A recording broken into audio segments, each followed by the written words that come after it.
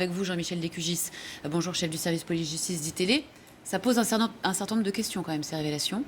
Alors déjà, j'ai eu Claude Guéant, qui est mis en cause dans le papier du Monde comme étant celui qui aurait pu demander ces écoutes à l'ex-patron de la DGSE, Corbin de Montgou.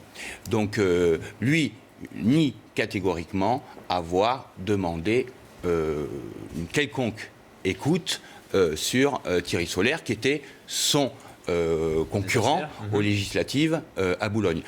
Ce qu'il dit, c'est qu'il était à l'époque des faits ministre de l'Intérieur, et que ce n'est pas par le ministère de l'Intérieur, puisqu'on parle de la DGSE, que ça aurait dû passer, mais par le ministère de la Défense, si on parle d'écoute administrative légale, on va dire, en tout cas sous contrôle.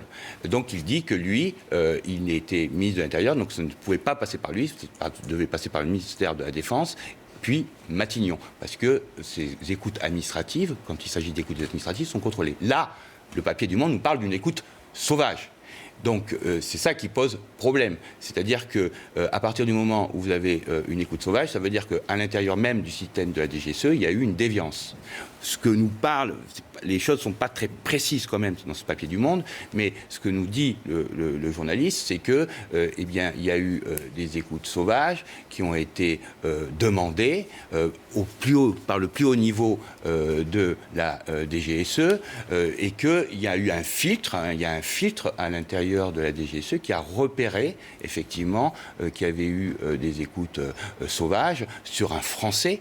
Il faut rappeler que la DGSE, à cette époque-là, avait le droit d'écouter sur le sol français des étrangers, sans passer par une demande d'autorisation de Matignon, etc. Là, il ne s'agit pas d'étrangers, il s'agit d'un Français. Et donc, il y a eu un filtrage au niveau d'une commission, au niveau d'une direction technique qui a permis de se rendre compte en interne que, eh bien, il y avait eu un problème, une déviance, et que quelqu'un avait été écouté sans autorisation légale. Ce que ça pose comme problème aussi, c'est que la DGSE, qui savait ça, n'a pas alerté visiblement à l'époque les autorités judiciaires, puisque selon nos informations, actuellement, il n'y a aucune enquête judiciaire sur cette affaire, qui est visiblement sort en interne par quelqu'un qui a contacté Le Monde et quelqu'un qui aurait participé de près ou de loin à ces écoutes et qui l'a dénoncé, une espèce de lanceur d'alerte.